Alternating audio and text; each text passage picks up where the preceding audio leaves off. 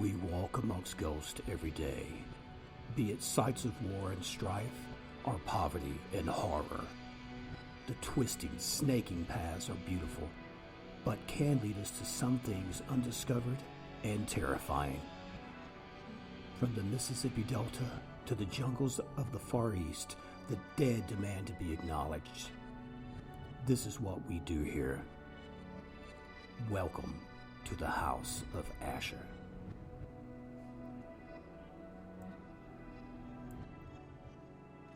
And yes, hello, welcome to the House of Asher. I'm your host, Steve Asher. Hope you guys are doing pretty good. I'm doing all right. You know, I can't really complain.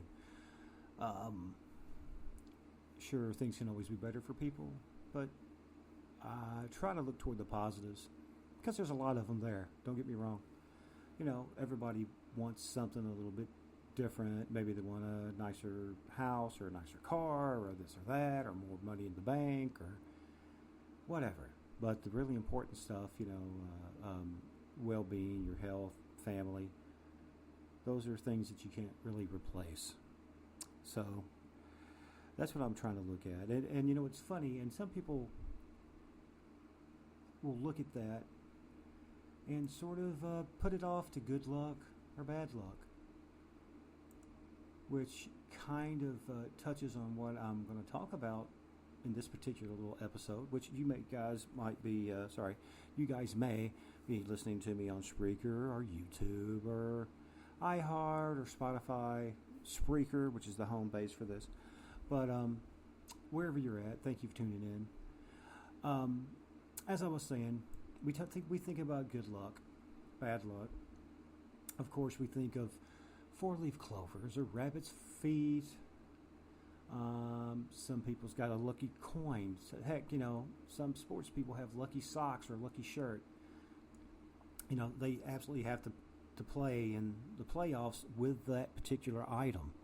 Where people by nature are superstitious, and that's went a long time. That's went a long way. One of the things that comes to my mind, especially growing up in the South, is the horseshoe. Now, it depends on where you're at and your beliefs and all that, but most people think, okay, well, horseshoes up, that's good luck. Horseshoes down, well, all your luck's going to fall out of it.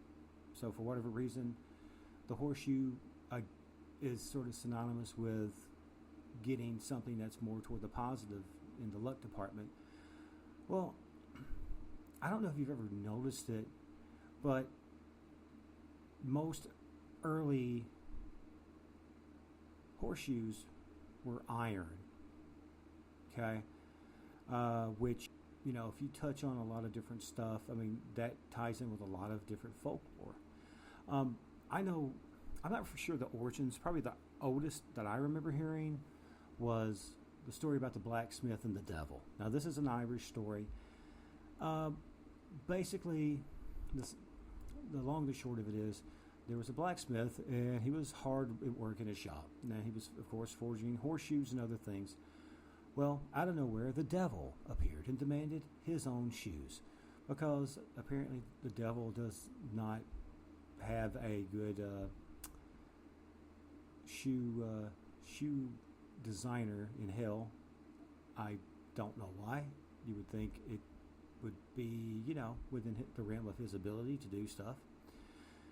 Anyway, well, the blacksmith took one look at him, recognized it was the devil. I don't know exactly what he looked like, but he recognized him. Well, he took a horseshoe, it was just burning hot right out of the coals, and nailed it deeply into the devil's hooves. Maybe the hooves. That makes sense. Hooves is a pretty good tip-off. But the devil was in such just incredible, excruciating, maddening pain that he ripped the horseshoes off. I'm surprised he was able to put two of them on. I figured the devil would be kicking them. He ripped the horseshoes off and basically swore he would never go near a horseshoe again. So basically, the tradition of hanging a horseshoe over the entrance to a house to ward off evil and dark spirits supposedly was born. Again, like I said, you got to remember that iron, like early Western Europeans, really believed in that iron had magical powers, could drive away evil, and a lot of folklore was just chock full of tales of mischievous fairies, mystical creatures, different sort of fae and brownies and stuff like that. That the horseshoes, being made of iron, would naturally, shun them, and was somewhat of a natural protective talisman. Now, this not only touched on fae necessarily, but other magical creatures, as Shrek would say, magical fairy tale things. So anyway, there was legends talked about witches. Apparently, they were also afraid of iron horseshoes. Now, I know they would travel by broom instead of horseback, which I never really thought about that. Maybe they're freaked out about horseshoes on the horse. I mean, they could rode something else, I guess, but for whatever reason, the broom was the better idea. Some people, I believe it was 8th century. I'm trying to remember who they were. I can't remember if they were Chaldeans or I'm sure I'm mispronouncing it. But basically, they believed that the shape of the horseshoe, which was, if you look at it, it's kind of a crescent, supposedly protected against the evil eye. Now, this made this a good luck charm. Okay, now, even people in Kentucky know this, Also, they talk about the hose in a horseshoe. It's not a random design. There's usually 7 holes. Now, number 7 is revered across different cultures, and it is, think about it. 7 continents, 7 seas, 7 colors in a rainbow, 7 days in a week. All this is associated with the number 7, amplifies its lucky aura. Now, I don't know if that's particularly true.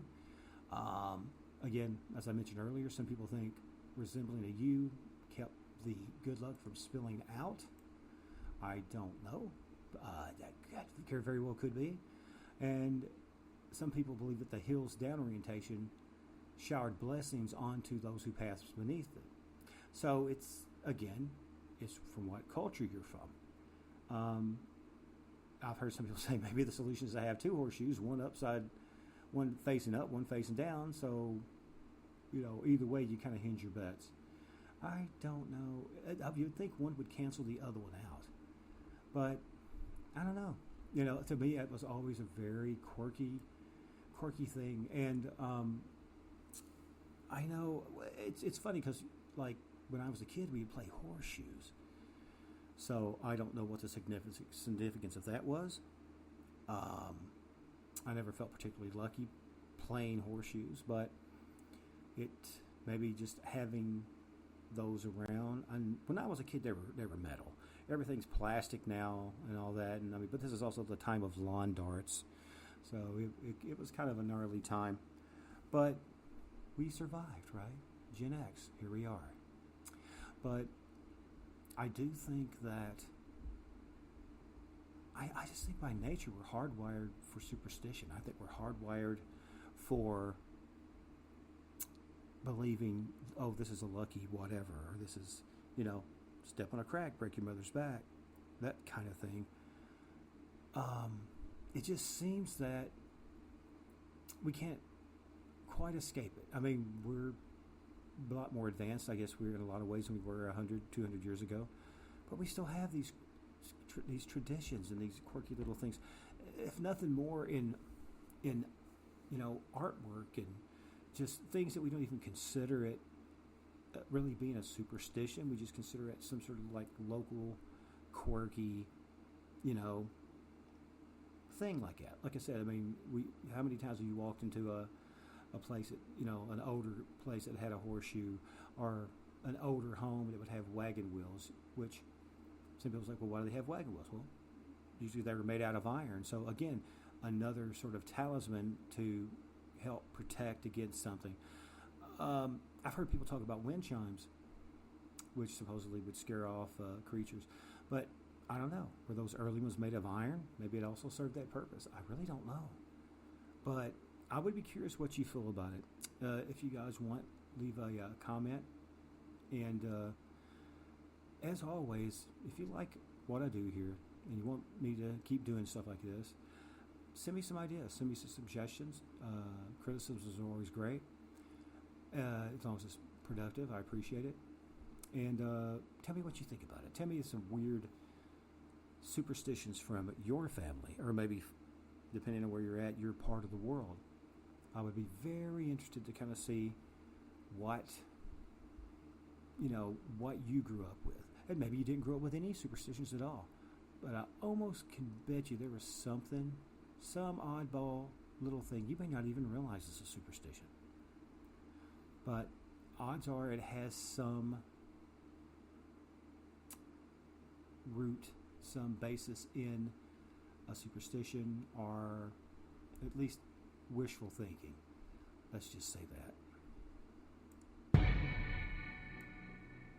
But I want you to enjoy the rest of your day. Get out there and have some fun. Don't worry about all this other stuff. But as the sun sets behind the pines and the shadows roll long, look down your hallway. Look down your basement. Look out toward the winding hillside behind your home and the back deep valleys. Watch out. Who knows? Maybe there's good luck for you there. Maybe there's bad luck there for you. Who knows? But remember, there's learning in fear. So always take the opportunity to face your fears and learn something new. I love you guys. Thank you so much for tuning in. And as always, dear listener, stay scared.